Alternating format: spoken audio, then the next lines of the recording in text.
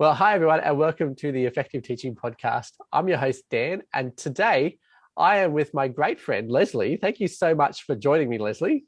It's great to be here. I'm so excited. Always love Yeah, chatting with you.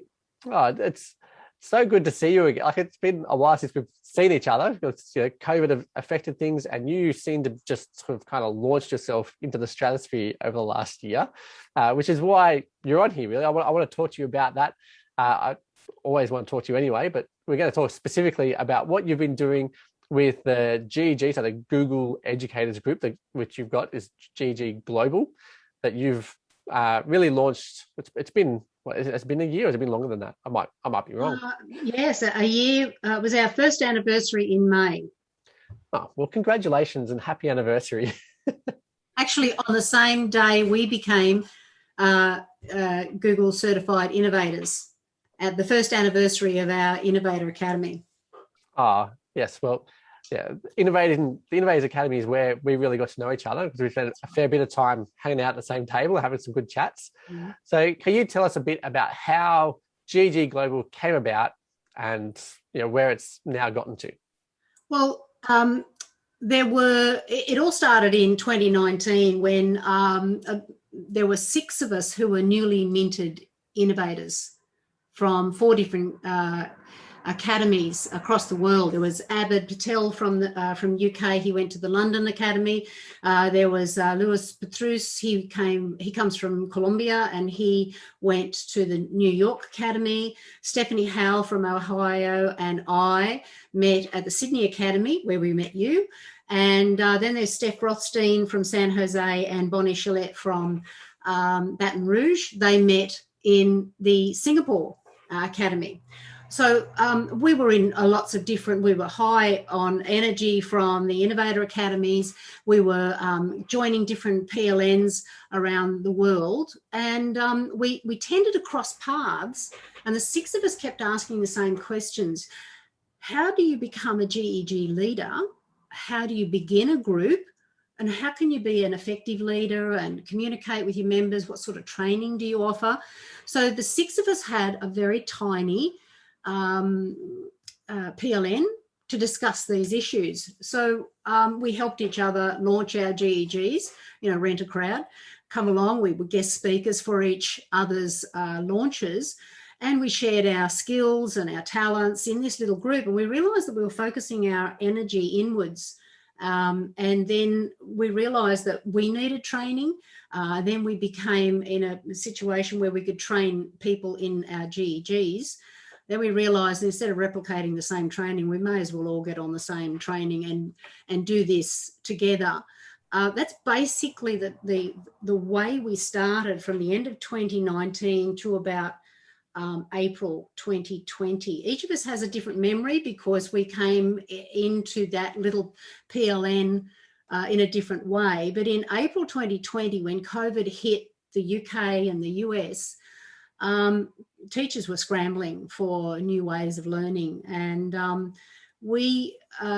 little team became bigger and bigger. People wanted us to help. We couldn't do a lot of the helping. Well, if we help you, could you come and help us? It was all voluntary, and it lightened the load. In between about May and August 2020, we started doing support like the level 1 and the level 2 boot camps to help teachers learn more about the tools that they were trying to master, the Google tools.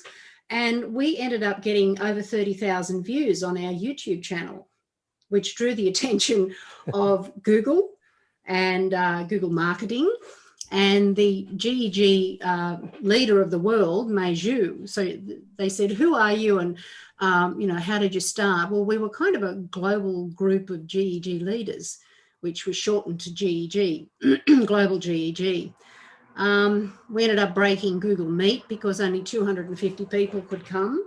We ended up using StreamYard. So we really launched very quickly. We started organically, and then we needed to consciously manage this little group. We needed to have a website. We needed YouTube. We needed to learn how to use StreamYard. And it was because each of the people that were joining us would say, oh, I know how to use, I know how to create graphics. I know how to manage YouTube. I can help with the website. So teams began to form. So Google actually asked us to facilitate and create the Google Junior Training Series with a lot of our members and other people. Google partners came in to work on it as well. And that sat inside our YouTube channel. And we had over 60,000 views. I mean, this was like, we were only a few months old. So we began as a small PLN, supporting each other to become GEG leaders, and then focused our attention to help other people become GEG leaders.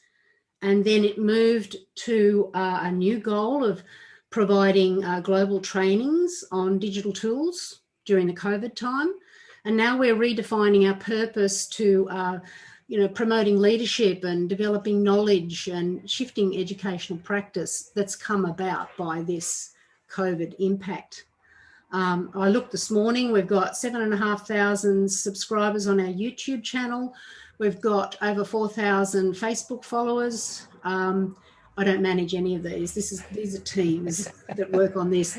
1,000 Instagram followers, 8,000 followers on Twitter, and over 400 connections on LinkedIn.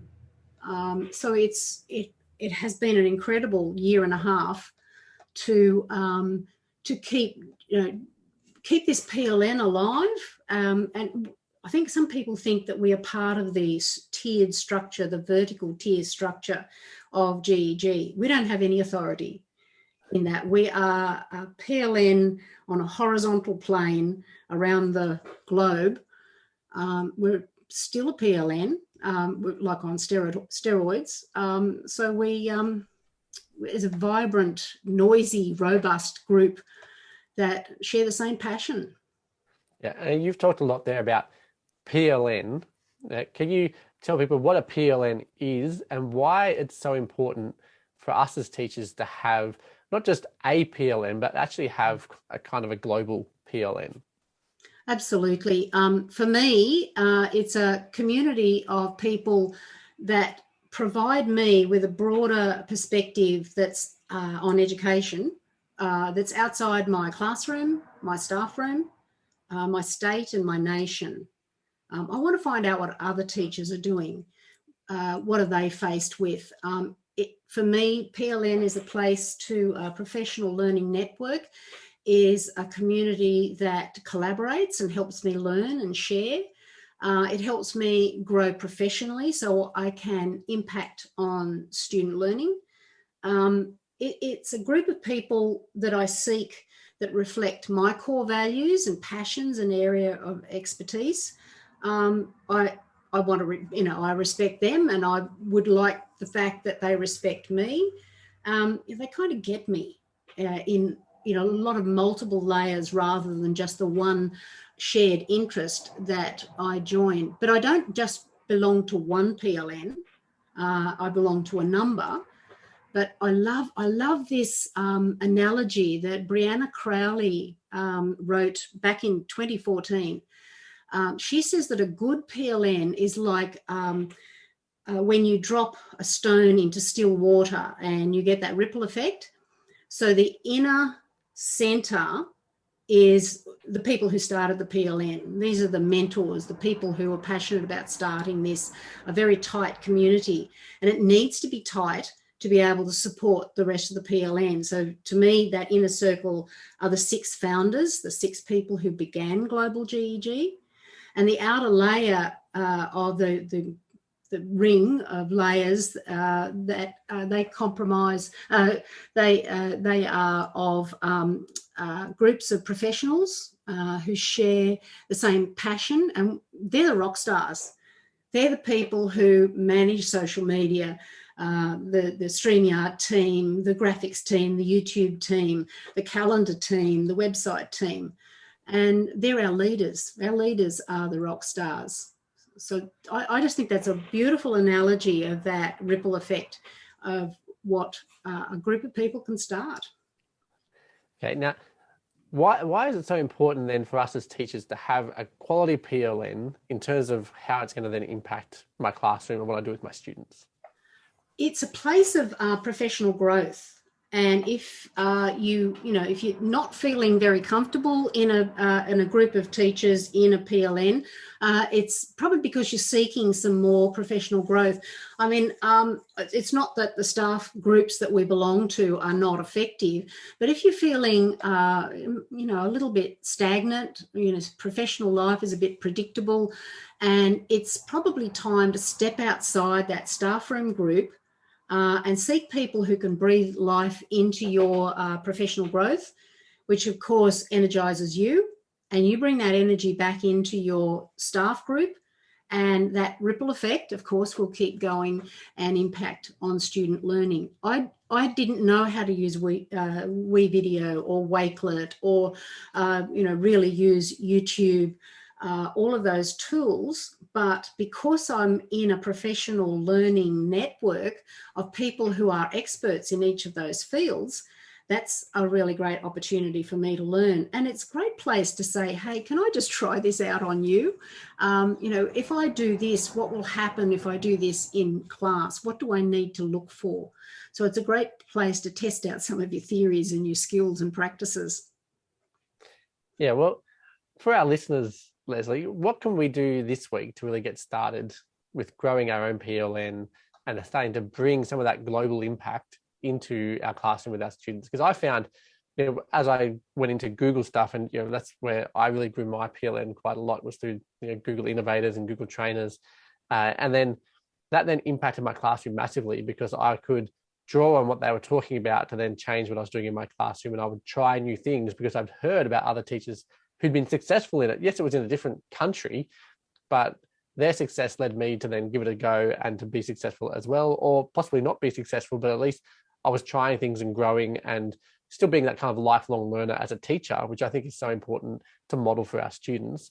So where do people go to get started this week to grow their PLN? Well, it depends on what platform you like to visit. I mean, some people like to use Facebook as their platform of learning. I don't. My platform is Twitter. That's my professional platform.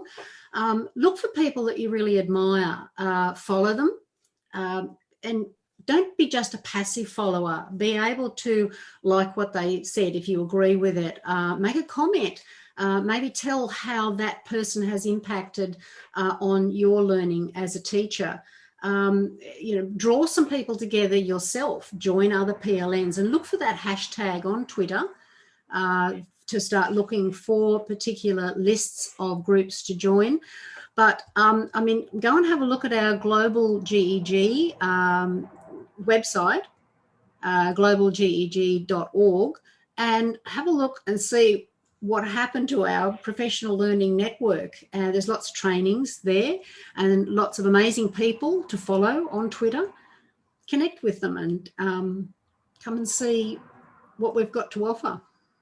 Beautiful. Well, thank you so much, Leslie, for coming on this week and joining me to share the stuff that you've learned from growing a PLN, and you've really grown one from 6 people now. You're getting thousands of views of the training that you're doing for people.